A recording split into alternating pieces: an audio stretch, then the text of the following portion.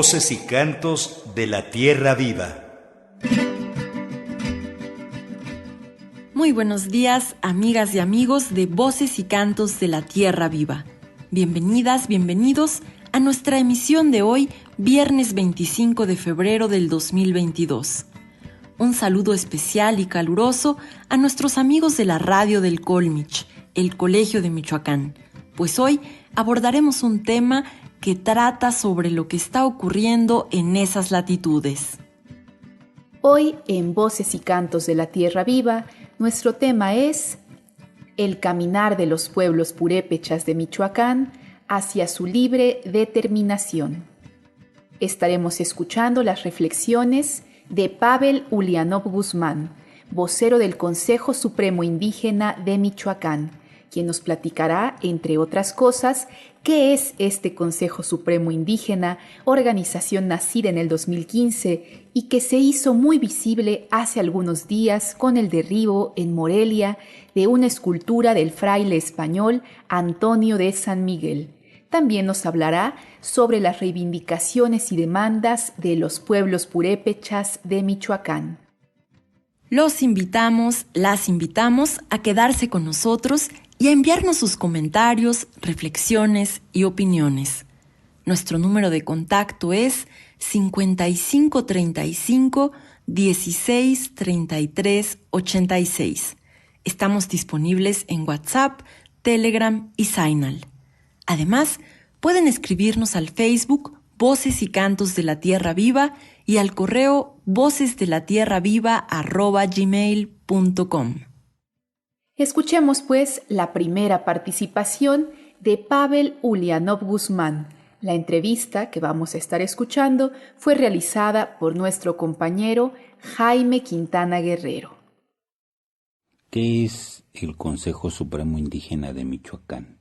Es un consejo autónomo formado por autoridades tradicionales indígenas, es decir, por jefes de tenencia, comisariados ejidales y comunales, consejos de gobierno comunal, jueces tradicionales, rondas comunales de 65 comunidades, principalmente purépecha, distribuidos en las 4 regiones purépecha, el lago de Pátzcuaro, la cañada de los 11 pueblos, la ciénega de Zacapu y la meseta purépecha. El Consejo busca, uno de sus principales objetivos, es ayudar a la autodeterminación, el autogobierno y la autonomía de las comunidades originarias. La máxima autoridad del Consejo Supremo no es un líder o un presidente o un secretario general. No existe esa figura. La máxima autoridad es la Asamblea General de Autoridades Tradicionales. Son los que determinan el qué hacer o qué no hacer por parte del Consejo, los que determinan la agenda, los tiempos, las comisiones, los comités y el plan de acción conjunto. Es esta asamblea la máxima autoridad.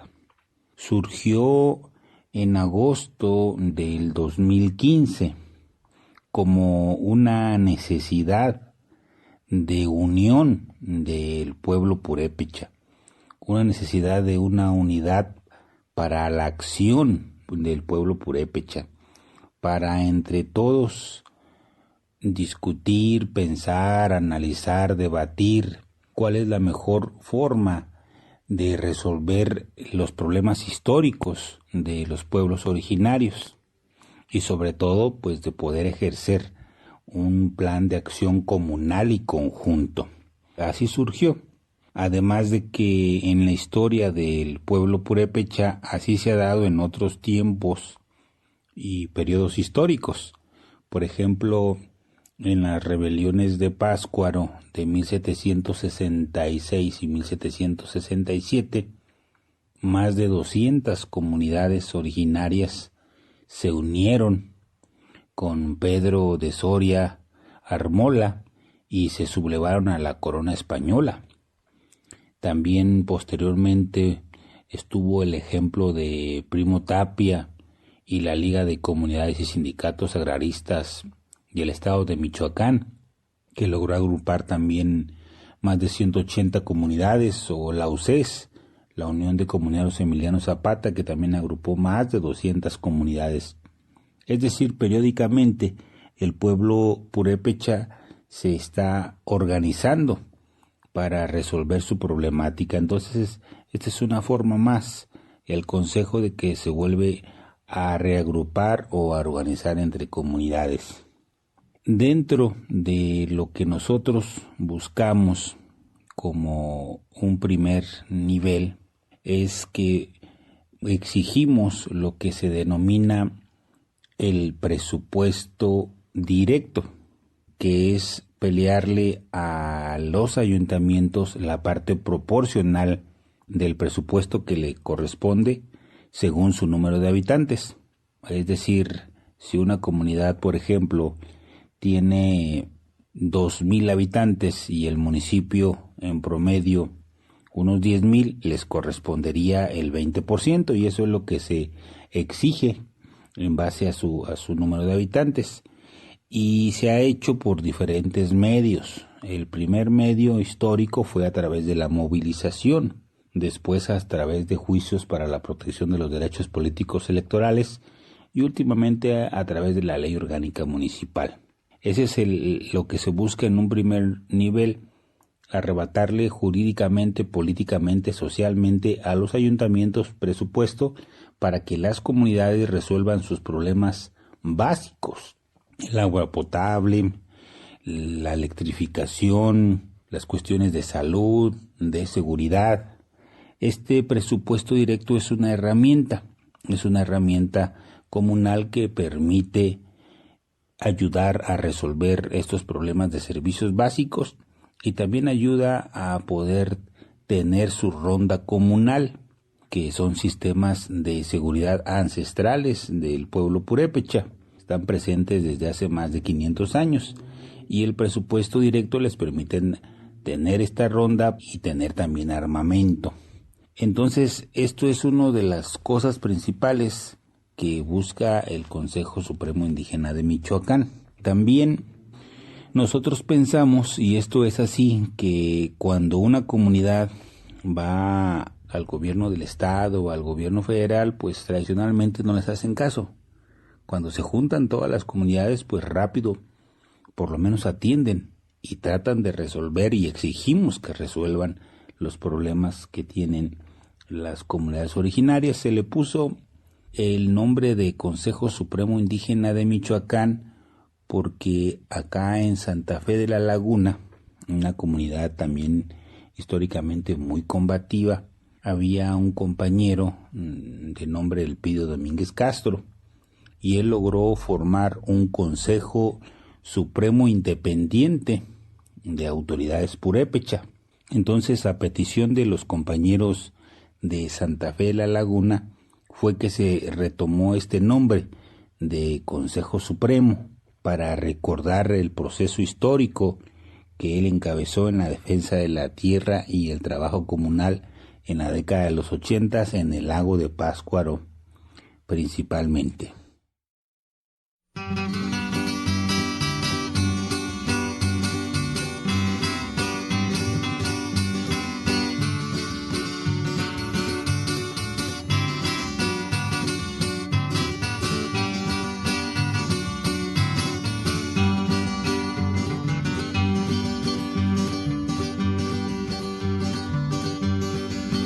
Amigo Chacucha Zampaciari, Carecuatisnera, Lagunita Nera Mapa.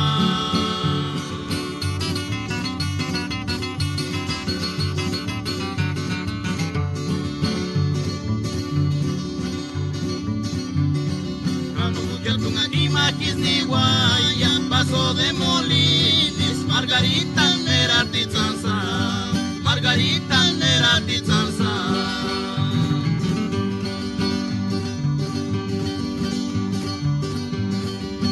Amigo Chacucha Zampaciari, Carecuatisnera,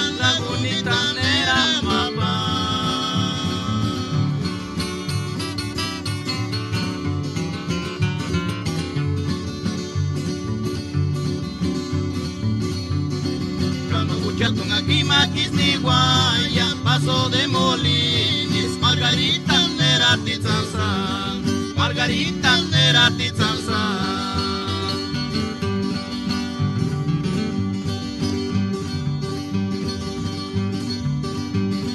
Lirio morado, lirio tirangi, Gianni Cambarazzi Paronaka.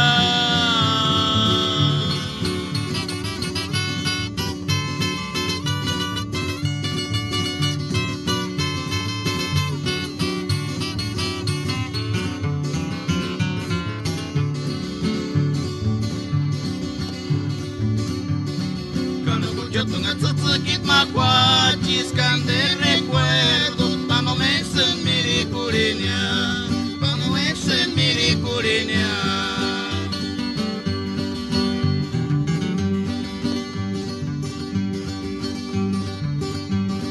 Lirio morado, lirio tirangui, Gianni Cambarazzi Paronaka.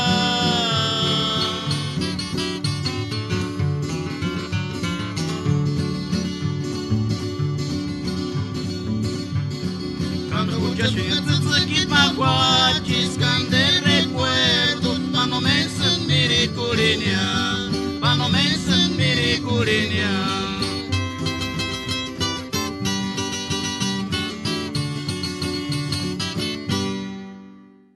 El Consejo Supremo Indígena de Michoacán agrupa, como ya hemos escuchado, a más de 60 comunidades que están caminando hacia la libre determinación, autonomía y autogobierno indígena. Esta mañana estamos escuchando las reflexiones de su vocero, Pavel Ulianov Guzmán, quien en el siguiente fragmento nos hablará sobre las reivindicaciones y demandas de los pueblos purépechas. Escuchémoslo. ¿Cuáles son las reivindicaciones o demandas de los pueblos originarios en Michoacán?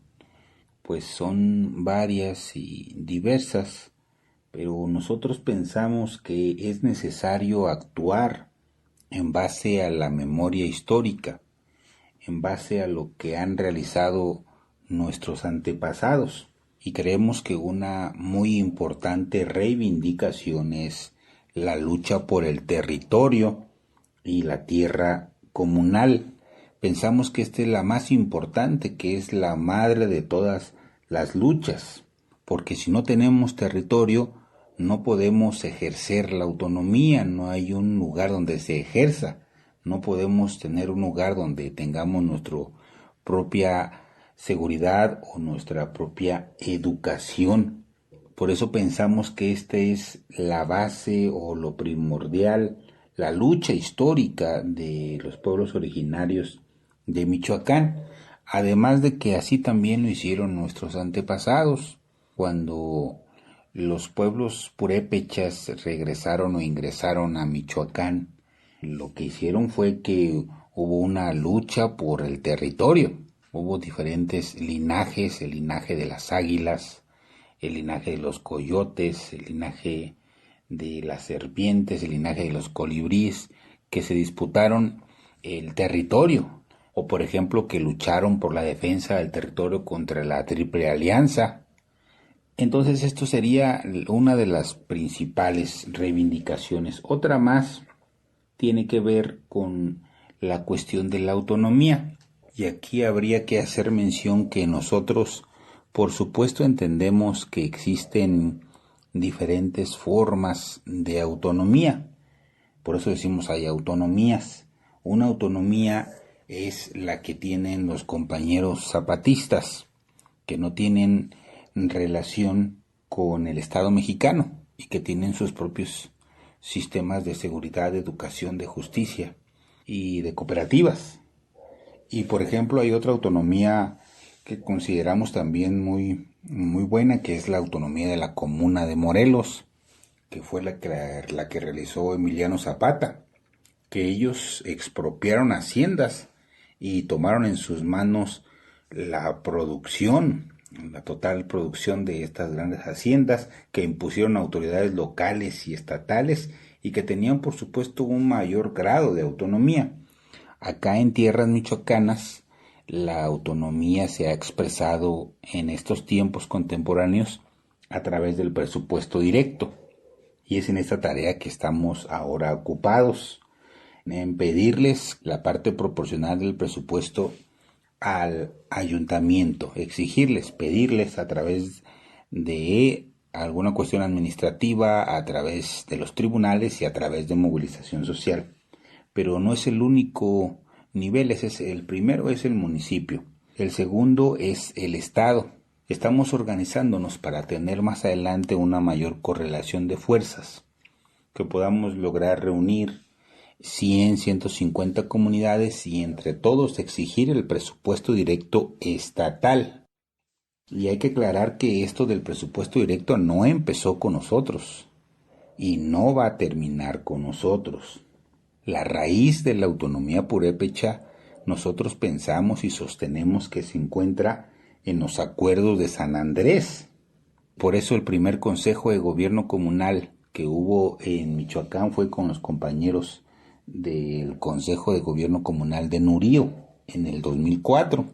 Después el más conocido es el de los Consejo de Gobierno Comunal de Cherán, pero el primer consejo fue de los compañeros de Nurío y esto fue en base a la gran influencia zapatista en tierras michoacanas, en base a que varios compañeros líderes históricos provenían del Congreso Nacional Indígena. Bueno, esa sería otra. Una tercera reivindicación sería que requerimos nuestros propios sistemas de seguridad y de justicia. Requerimos el reconocimiento constitucional de las rondas comunales, que son cuerpos de seguridad propuestos, supervisados por las asambleas generales. Y también es en base, por supuesto, a la historia. El pueblo purépecha, los pueblos originarios, para la defensa o la expansión de su territorio, se defendían en base a barrios. Y cada barrio tenía un capitán general. Y la ronda nunca se perdió, también estuvo vigente en la colonia y estuvo presente hasta nuestros días. Hay ejemplos de muchas rondas que defendieron durante la independencia, durante la revolución. Y entonces es esto, regresar a que los propios pueblos se defiendan. Esto, por supuesto, supervisado por las asambleas generales, pero también el sistema de justicia. En años pasados, el Congreso del Estado de Michoacán hizo una reforma a la ley orgánica del Poder Judicial y a las comunidades originarias les quitó atribuciones para los jueces tradicionales y les quitó los sellos. Sin embargo, muchas comunidades se negaron a entregar los sellos y siguen ejerciendo la cuestión de ser jueces tradicionales en sus comunidades y resuelven desde hace mucho tiempo problemas en las comunidades originarias de manera autónoma. Otro más es que también, por supuesto, se debe defender los recursos naturales.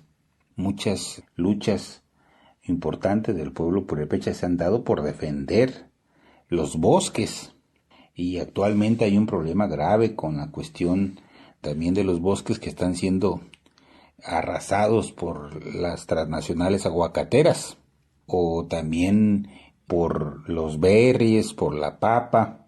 Están acabando totalmente con los bosques, por supuesto con los ríos. La mayoría de los ríos de Michoacán están totalmente contaminados y los lagos están muriendo. Entonces es muy importante la defensa de los bosques y de los recursos naturales.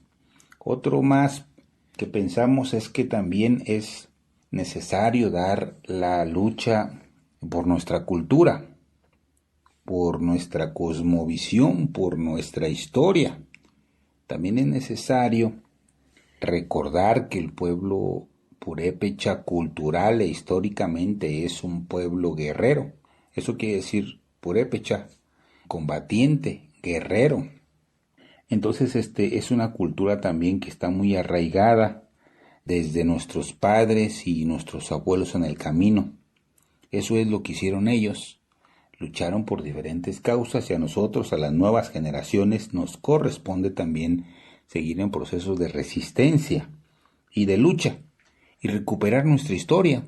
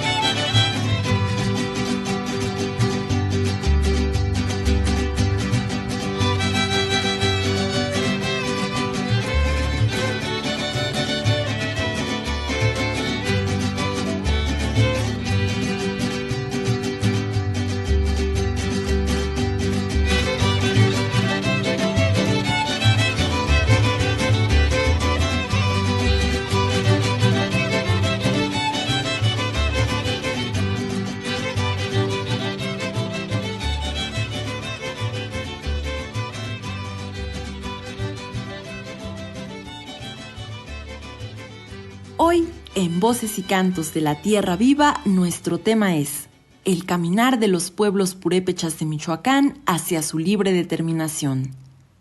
Estamos escuchando a Pavel Ulianov Guzmán, vocero del Consejo Supremo Indígena de Michoacán. Hace unos días, el 14 de febrero, en el aniversario de la ejecución en 1530 del último gobernante de la nación purépecha, integrantes de dicho consejo derribaron allá en Morelia, Michoacán, la escultura del fraile español Antonio de San Miguel, que era parte del conjunto escultórico conocido como Los Constructores.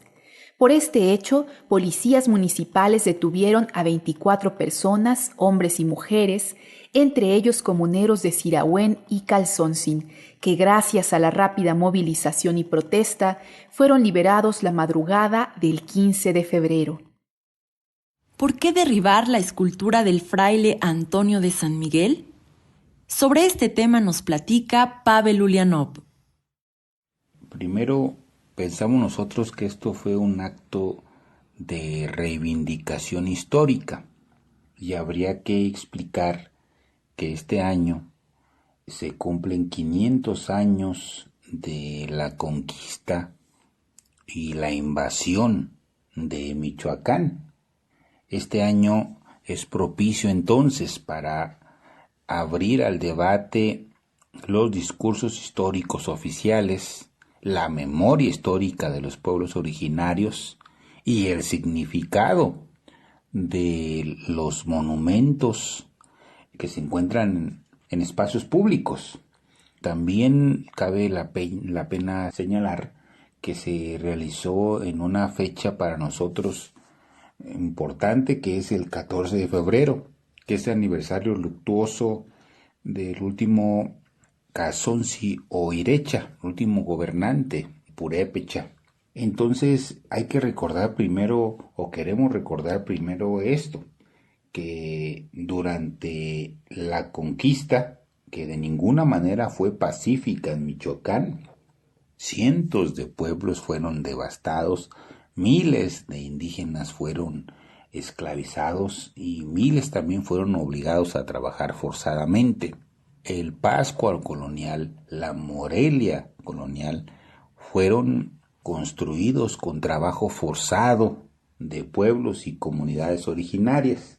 Entonces nosotros queremos recordar esto, que el sistema de la colonia, que los españoles vinieron a implantar un sistema de explotación a las comunidades originarias, un sistema de explotación brutal, porque más del 90% de los pueblos originarios de su población pues falleció por las epidemias, por las guerras, por la explotación.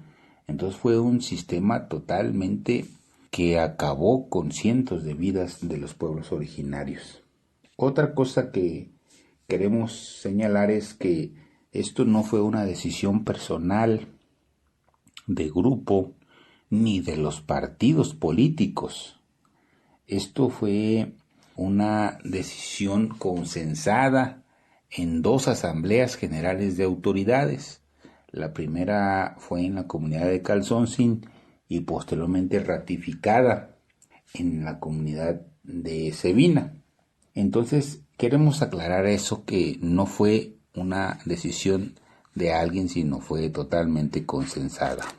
Nosotros también sostenemos que la primera responsabilidad del derribo de esta escultura es del propio Ayuntamiento de Morelia. Se negó sistemáticamente a atender y a escuchar a las comunidades originarias. Se le pidió por todos los medios, a través del gobierno federal, a través del gobierno del estado, a través de la Secretaría del Ayuntamiento de Morelia, de la Secretaría de Cultura de Morelia, e hicieron caso omiso. No entablaron el diálogo con las comunidades originarias y la solicitud se había presentado desde el 23 de septiembre del 2020.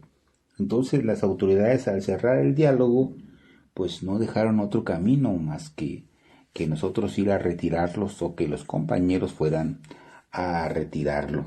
También queremos hacer la denuncia pública que 24 compañeros fueron detenidos arbitrariamente, entre ellos 18 comuneros y comuneras, 3 estudiantes y 3 menores de edad. Fueron retenidos como culpables por la Policía Municipal de Morelia, pero fue una detención totalmente arbitraria. No fue realizada en el lugar de los hechos, fue realizada mucho más adelante, ya a la salida a Pátzcuaro, muchos kilómetros más adelante. Además de que la policía de Morelia violó el derecho de presunción de inocencia. Les fotografió a los compañeros y los expuso ante los medios de comunicación sin seguir un proceso judicial y sin ser autoridad judicial. También nosotros mismos, con médicos de comunidades originarias, certificamos a los detenidos y vieron o comprobaron que tenían diversas lesiones, que comuneras, mujeres y adultos mayores fueron golpeados, humillados, incluso les robaron celulares. Entonces, ¿por qué llegamos a esta cuestión? Pues fue un proceso largo, fue un proceso de más de 1 año y medio, de presentar solicitudes verbales y por escritos, de realizar foros. Se realizaron por lo menos 2 foros de análisis, de debate sobre el qué hacer sobre esta escultura. Se recolectaron, hubo dos recolecciones de firmas en change.org. Se realizó una consulta aquí a la comunidad de Morelia y a 7 comunidades indígenas. Entonces pues ya era un proceso muy largo. Y cabe mencionar que nosotros en un primer momento lo que solicitábamos era la reubicación, que se reubicara en un espacio como en un museo, donde pudiera contextualizarse y explicarse su significado.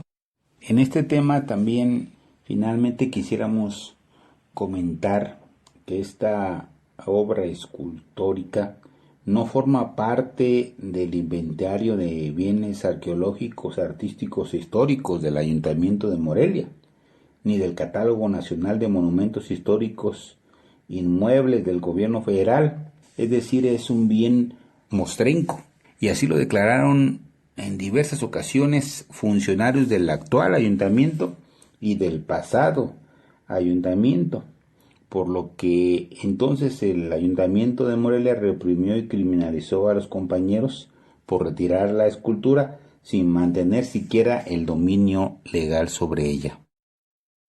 Para el equipo de producción de Voces y Cantos de la Tierra Viva es muy importante mantenernos en comunicación con ustedes. Las y los invitamos a enviarnos sus comentarios, reflexiones y opiniones al número 5535 16 33 86. Estamos disponibles en WhatsApp, Telegram y Signal.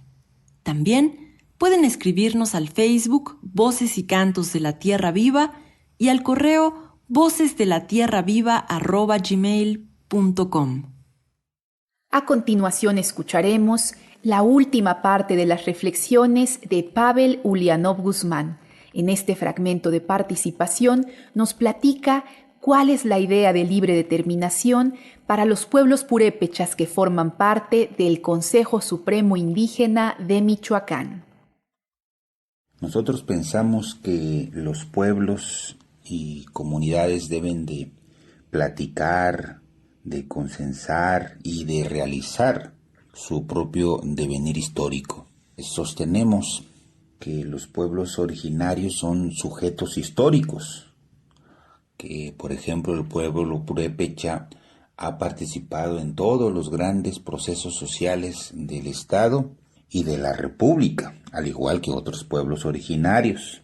Por ejemplo, en tiempos prehispánicos, pues crearon un poderoso señorío. En tiempos de la conquista, muchas comunidades acá en Michoacán se negaron a pagar impuestos a la corona española y resultaron más de 60 españoles abatidos. Se rebelaron pueblos enteros, estaban pues en contra. Durante la colonia se adelantaron mediante las rebeliones de Pátzcuaro a lo que sería el proceso de independencia.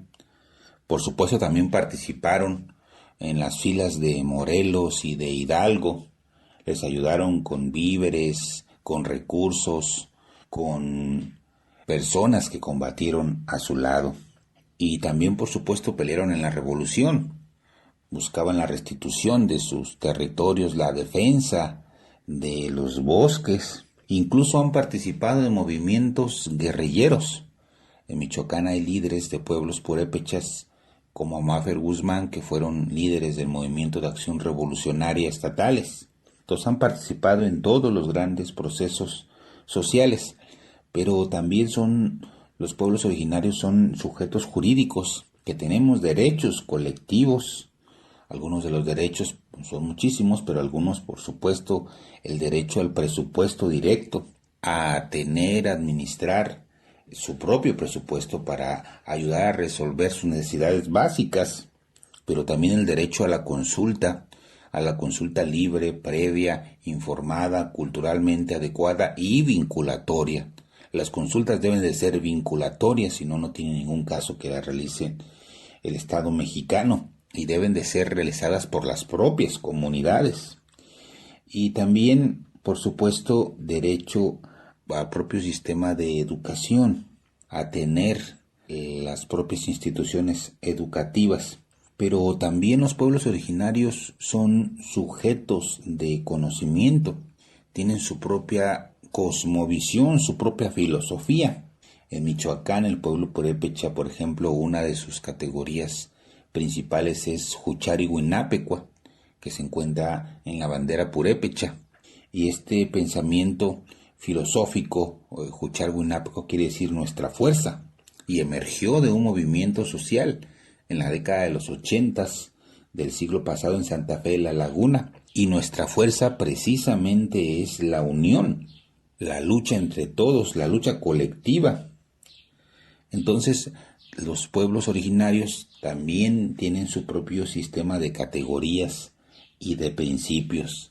La libre autodeterminación entonces es que hagan valer estos derechos colectivos, que hagan valer su historia, que hagan valer su sistema de creencias y cosmovisiones. Por ejemplo, en la cuestión de educación, pues es muy sabido que los pueblos originarios tienen derecho a decidir la educación en sus propios idiomas. Mas no es solo eso, no es únicamente eso. También tienen derecho a proponer los planes y programas educativos. Actualmente solamente es atribución del Estado mexicano, del gobierno del Estado, del gobierno federal, y eso no debe de ser así.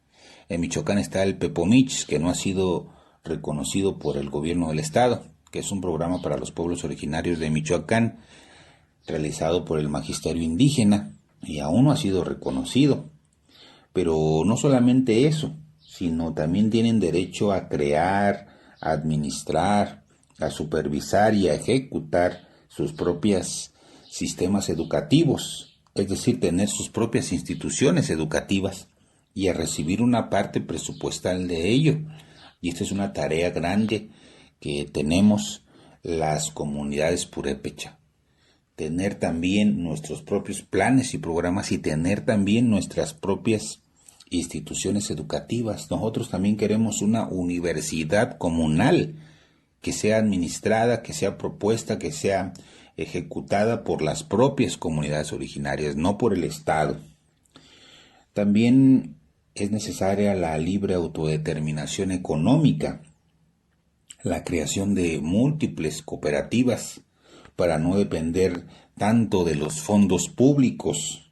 Y además esto ya ha pasado en la historia del pueblo purépecha. Esto pasó con la Liga de Comunidades y Sindicatos Agraristas del Estado de Michoacán en la década de 1920, con la creación que hubo de cooperativas en las ligas femeniles, que es uno de los esfuerzos organizativos más grandes de las mujeres, no solamente en Michoacán y México, sino en toda América Latina. Estas ligas eran en su origen antialcohol y anticlericales, Entonces es necesario que retomemos este camino que ya hicieron las mujeres para que se realicen cooperativas. Y también respetar, por supuesto, la libre autodeterminación de las mujeres. Han participado también en todos los procesos sociales y aún se encuentran más marginadas de la historia. Incluso han sido gobernantes en tiempos prehispánicos.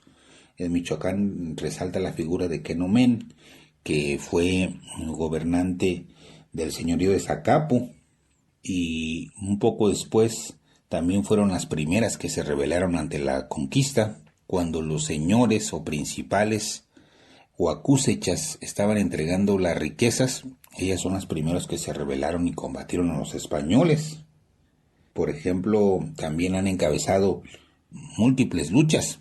De los ejemplos contemporáneos más actuales fueron las mujeres las que iniciaron las rebeliones por la defensa de los bosques en Cherán, o que han realizado múltiples defensas en la comunidad de Calzoncin, o que encabezaron luchas jurídicas y políticas en la comunidad de Naranja. Es decir, las mujeres poco a poco han ido terminando con el monopolio de la participación de los hombres en las asambleas generales. Y también tenemos que, por supuesto, ver y respetar esta libre autodeterminación de las mujeres, de las compañeras. La libre autodeterminación es, pues, entonces pensar, acordar y luchar en forma colectiva y en base a nuestra historia, a nuestra cultura y a nuestros derechos colectivos.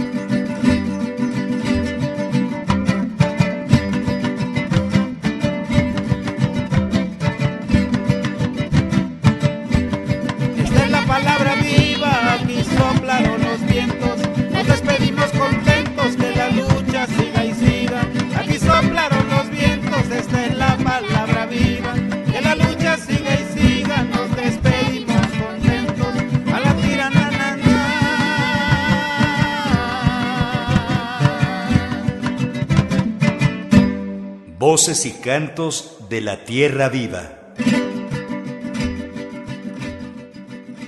Muchas gracias por habernos acompañado esta mañana y los esperamos el próximo viernes en punto de las 6 de la mañana para una transmisión más de Voces y Cantos de la Tierra Viva.